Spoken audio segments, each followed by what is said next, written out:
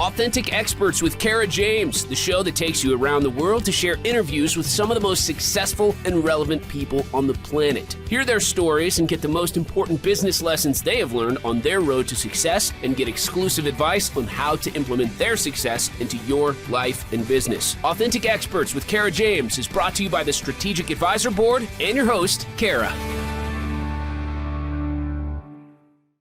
Hello, everyone. Welcome to the Authentic Experts podcast. I'm super excited today with my guest, Jessica Yarbrough, and she has so much to share with the audience as far as helping experts, coaches, consultants, service providers grow their business with high ticket and all different things. And she has different businesses as well that she's going to discuss, and just super excited to have you here, Jessica. So I will let you take it away and let everybody know what's going on in your world. Well, thank you, Kara. Hello, listeners. As Kara mentioned, my name is Jessica Yarbrough, and I am a top business strategist specifically for coaches and consultants who want to sell and scale ultra high ticket services. So in my space, my clients are selling anywhere from $50,000 to multiple six-figure deals. The majority of my clients are B2B. They want to know, hey, how do I take my genius, package it into a six-figure offer and sell it to a company, whether that's a small business, mid, all the way up to large corporations, or they're coaches who are, for example, career coaches or business coaches that want to work even one-to-one with someone, self-pay. How do I command top dollar and really work with a higher caliber, more sophisticated market? Wonderful. Yeah. And there's an awful lot of that as far as people wanting your service, right? They have the expertise, and it's like, how do I go out there? How do I command that high ticket? What are your suggestions on that, or what can you share with us without giving all your secrets? I know I'll give it all away. You know, most of the people that come to me had a former corporate career. So, meaning I'm not working with someone who is a barista at Starbucks and says, I want a seven-figure, executive coaching business. Again, most of mine are director all the way up to senior director and C-suite. I have a lot of ex-C-suite who come to me, and even despite their experience, obviously they have this passion. They enjoyed the coaching aspect of their position. They wanted to get out of the rat race, have control, freedom, and all of that.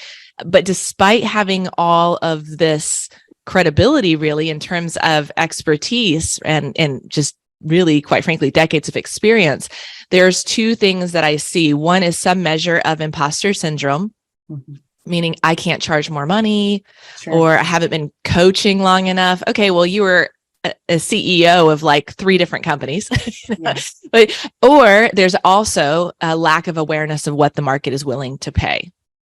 So a lot of coaches and consultants come to me with both of those going on, and they're severely undercharging. And one of the first things we do is help them to anywhere from 2 to up to 10x their prices.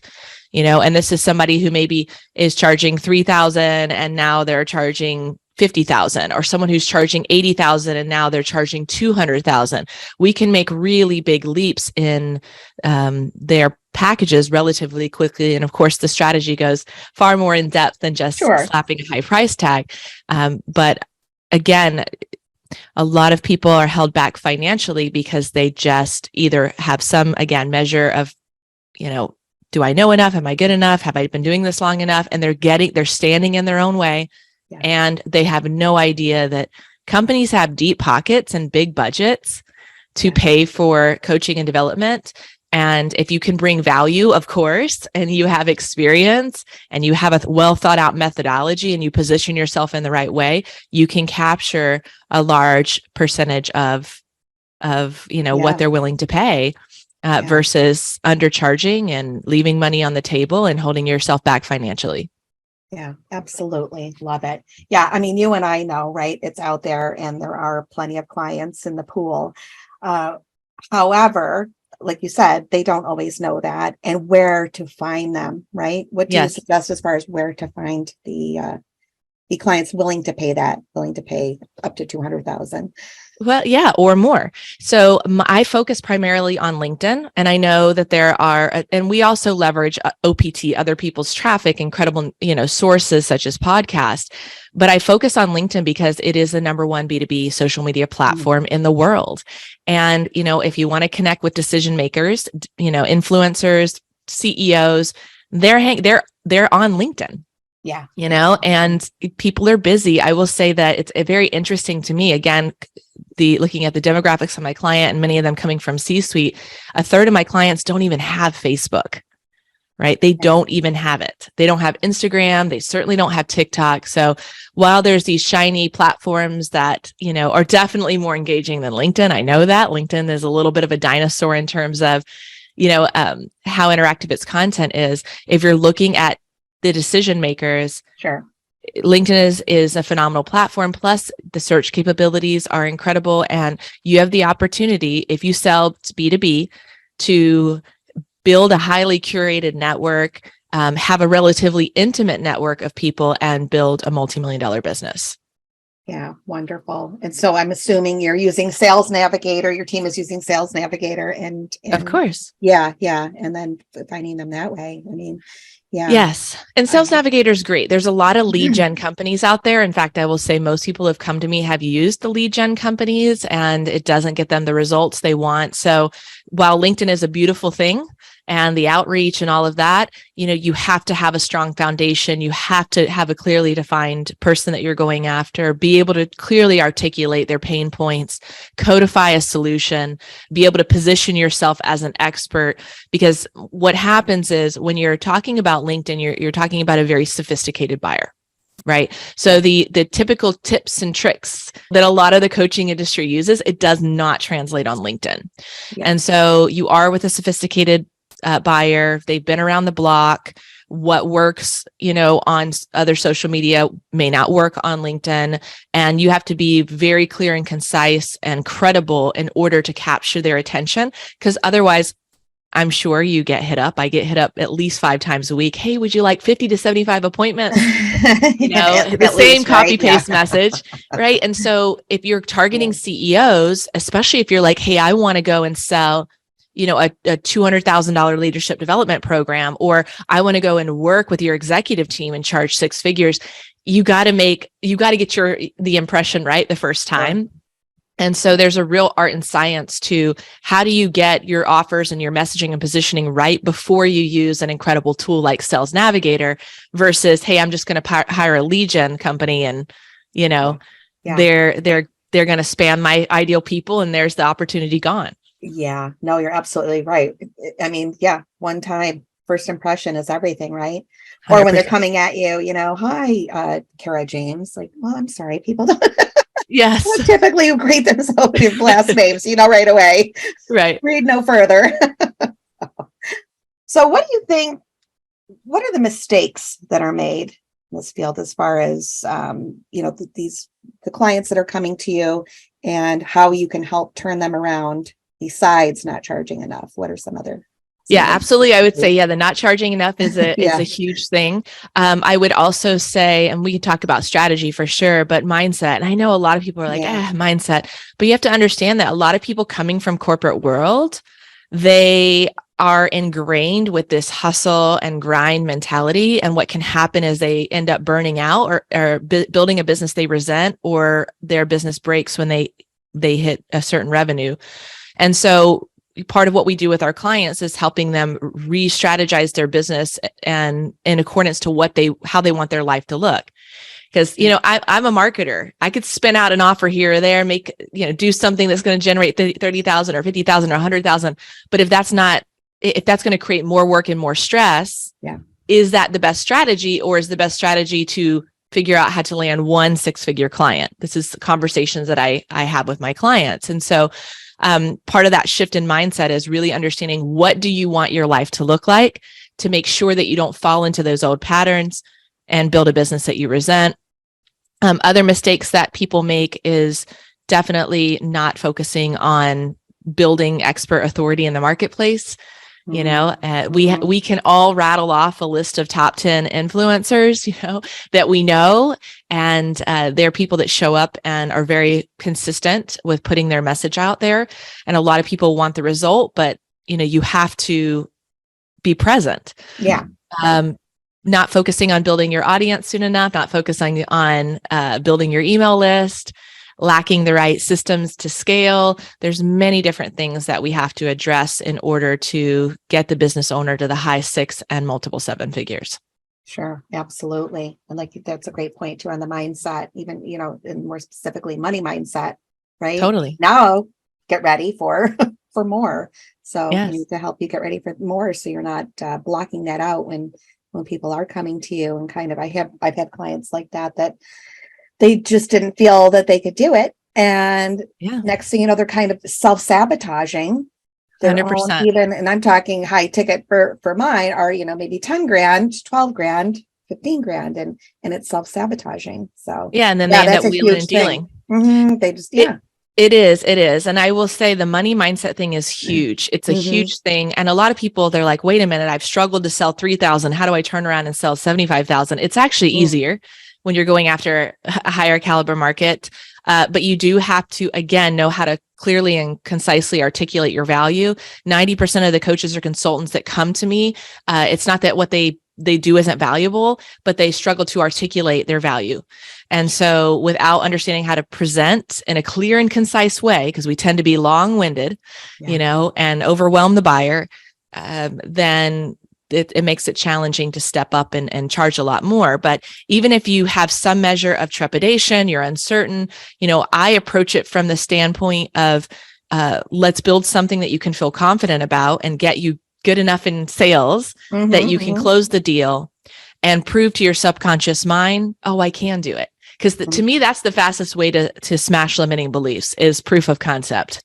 Love it. Yeah, then there's nothing to absolutely. argue with. There's not right. So I know how to do it. Yeah. You can go to a year therapy or you can hire me. Now we do have mindset support, but I've seen it time and time again. And then what happens is you have that new reference point of what's possible. So you just went from 3,000 or 5,000 to 75,000. You're like, holy crap.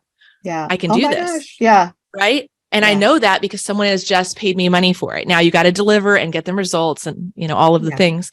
But that mindset thing is huge. And so the selling of it is important, but also, you know, one of the most underrated aspects of growing a business is investing in yourself.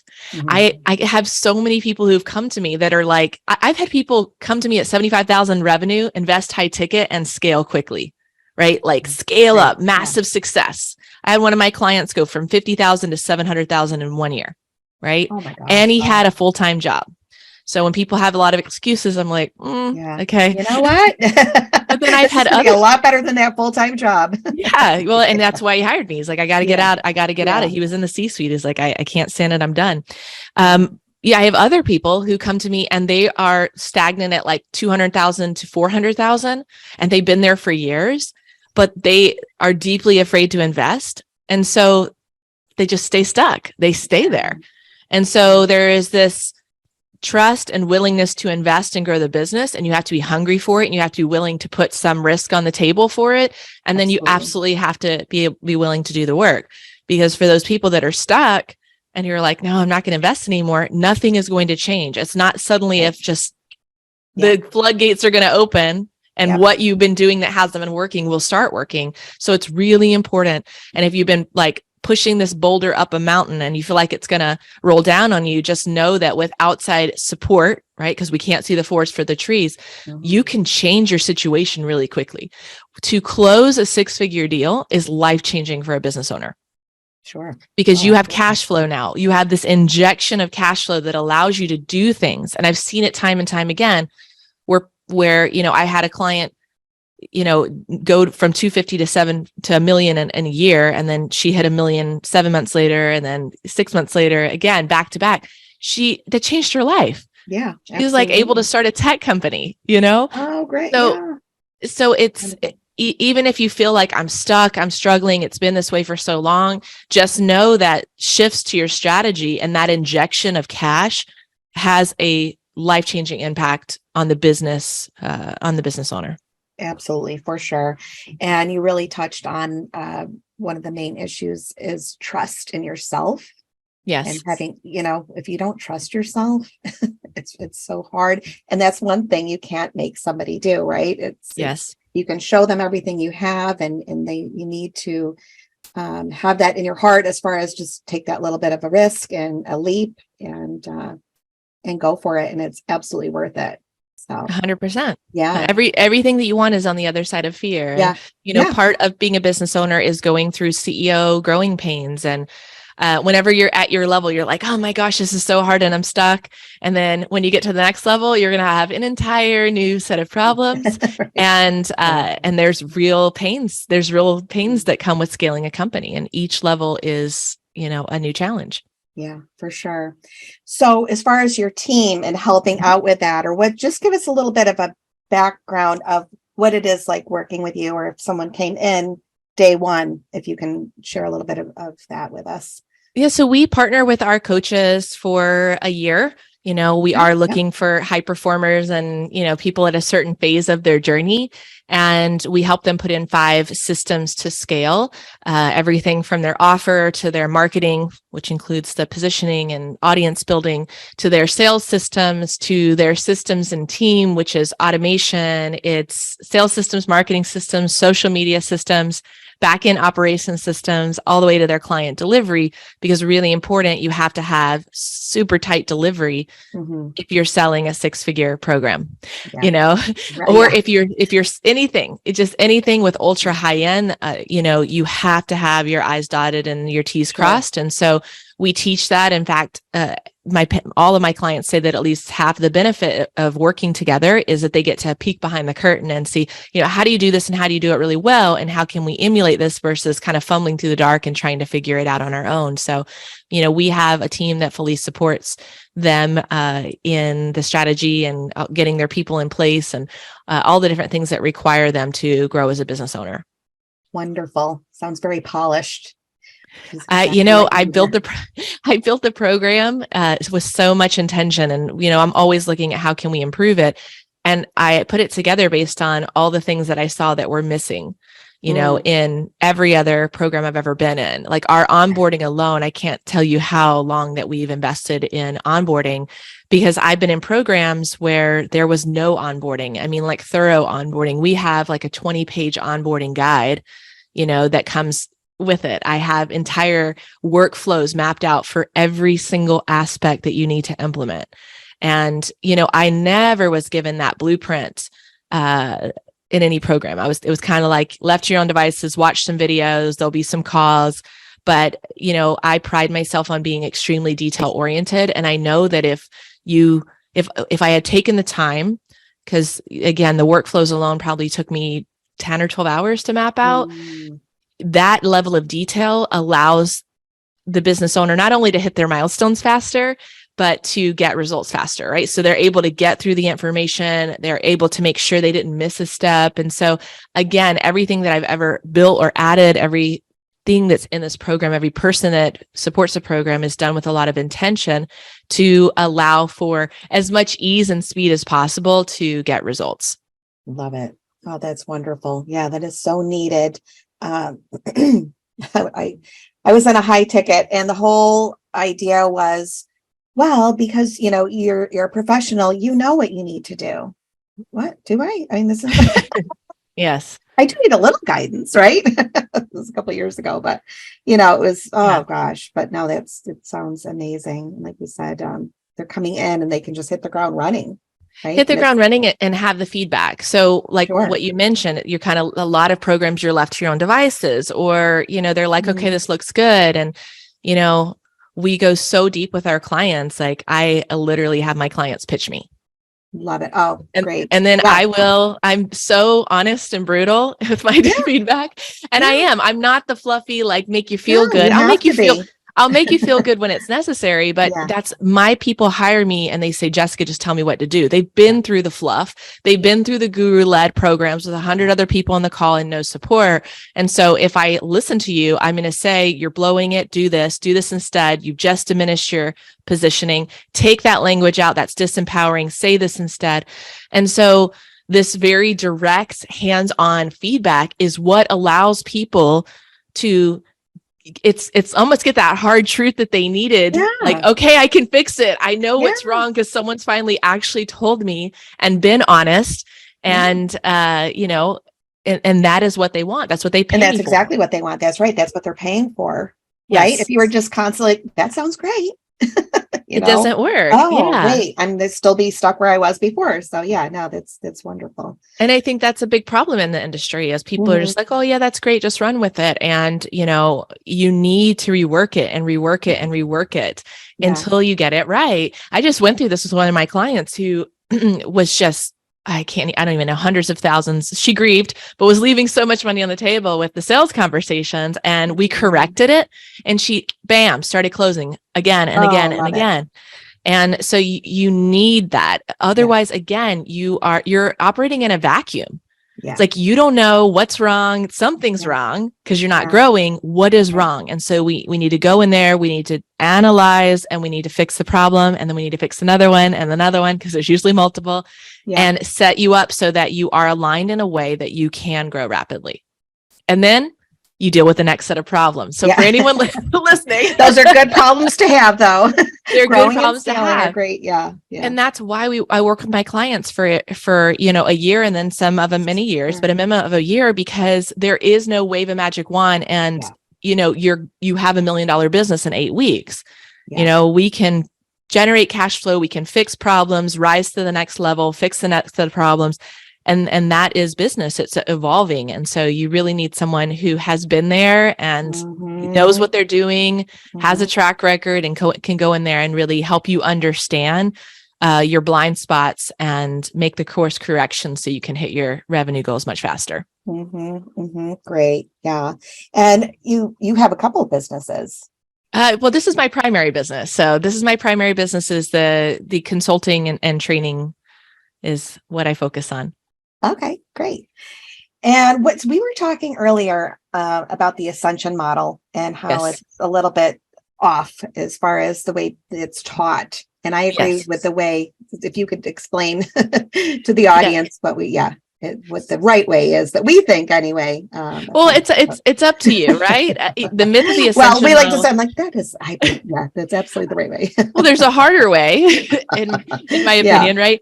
So the myth of the assumption model is taught by a lot of internet marketers, and it does have its valid uses, you know, and it's just a different model. And so that's the idea that people come in at a lower level and that you graduate them to higher and higher levels, so that you focus on acquiring those 5K clients with the hope that one day they'll join your 50K programs, where the likelihood of someone coming in at a lower level and ascending to your highest level program is about 10% or less. So it creates a whole lot of stress for the business owner, because you are trapped in a volume-based business. And, you know, I think what happens is you enter the coaching and consulting world and you look at the gurus, and they have these complex ascension models. And so you think, I'm going to build that. But what is important for business owners to understand is that you cannot compete with the gurus. They are spending 6 figures a month on ads. Okay. They have an 8-figure business. They're spending 6 figures a month on ads. They have a team. They have complex machines built out. They've gone to a stage where they could create all these different levels and have the manpower and ad spend to support it. So a lot of business owners, coaches, and consultants start off that way. And they're like, why am I stuck at 250,000, 300,000 revenue and working 60-hour weeks? So we flip the model on its head. We go for high ticket. So instead of, if you had a 5,000, 10,000, and 50, just making up arbitrary numbers, we would go straight for 50,000 and focus on getting, if your goal was $500,000, $10,000, $50,000 clients, versus trying to get 100 $5,000 clients, or 75 $5,000 clients, and try to upsell them and upsell them and upsell them. So it's a quality over quantity model. You know, you can have a relatively small number of clients and have a multi-million-dollar business, go after a higher caliber market, right? And then when you've got that cash flow, right, you can cascade down and offer another one and another one, because now you have the manpower, the systems, and the ability to invest in ads to fill up those lower levels. And you may choose to do that, or you may not, you know, because there's a lot of work that's involved. A $5,000 client is a lot more work than a $50,000 client. And a $50,000 client is going to send you the check. They're not going to try to negotiate, and they're going to refer other $50,000 clients to you. They're also going to do the work because they've got a lot more skin in the game. $5,000 clients complain, miss payments, charge back. I want a deal. I need more help. Don't do the work. Don't get the results. I mean, I've seen it time and time again, and I've got colleagues that have 8-figure businesses, and a lot of them have pulled those programs because they're like, I'm sick of dealing with that level of client. And so just know that if you're in the B2B space, you can position yourself to go after a higher caliber market. You don't have to, fish in the same pond. And where honestly it's a highly saturated market, you can go bigger. You can, again, work with this highly sophisticated buyer and sell ultra high-end programs. And if you have a 6-figure program, the number of clients you need to hit 7 figures goes down dramatically. Absolutely. Yeah, for sure. I mean, I got a client selling $200,000 programs. So that's 5 and you got $1 million and you didn't have to do all this work to try to, get these smaller clients and serve them with a higher attrition rate. And needing more and more and more. It's a lot of work. So this is why it's important. And some people want that business. They love it. And that's what they want. You have to get clear about what you want your life to look like and who you want to work with, who you enjoy working with, and decide what you want to create, because you can create anything. But again, you don't want to create a business that you resent, that exhausts you, that feels like another job. And for me, the business looks like working with really incredible people who have a lot of credibility and value. They need help and they're willing to pay a premium, and I can work with them deeply and intimately to get them to their goals. That's my business model. Excellent. Love it. And absolutely. When I said we have the same, no, mine is much lower, but when I'm saying high ticket 12 opposed to 2 for me, the same thing, right? Same. And the lower tickets are the ones that are the complainers or the, they don't do the work. They don't show up. I mean, and the lower it goes, of course, they're really not showing up. So like that right off the board. But sometimes they'll pay $2,000. And I mean, how many people listening right now have a course that you pay $200 to $1,000 or $2,000 for, that you've gone through the first 3 modules and it's collecting dust on your on your desktop? The more I do know that the more that you pay, the more you pay attention. And so you take that investment seriously, you roll up your sleeves and you do the work. And, for me, my pricing is a filter. It's a filter because I know I want people that are serious. And I always tell people, you can write a big check, that's wonderful. And, I'm looking for people that are committed and willing to do the work. And I always tell people, it's a lot of work. And anyone who says that growing a 7-figure business, especially a 7-figure profit business, is not a lot of work is totally lying to you. Run. Because it is. Yeah, and that doesn't mean that it's not worth it. Like, it's amazing. It's something you can be proud of. It's something that will change your life. It's something that will change the lives of others. It's a legacy business that you can pass along to your children if you want, but it is work. And so, be willing to put serious skin in the game, be committed. I always tell my clients, play the long game, see the vision, that 3-year, 5-year vision, of course, generate revenue and hit your next level. But just know that if you stay focused with the right strategy and support, you absolutely can have a 7-figure business in a very short time frame. But again, you have to be committed. And that's the number one thing that, I look for with clients, is people that are highly committed to executing.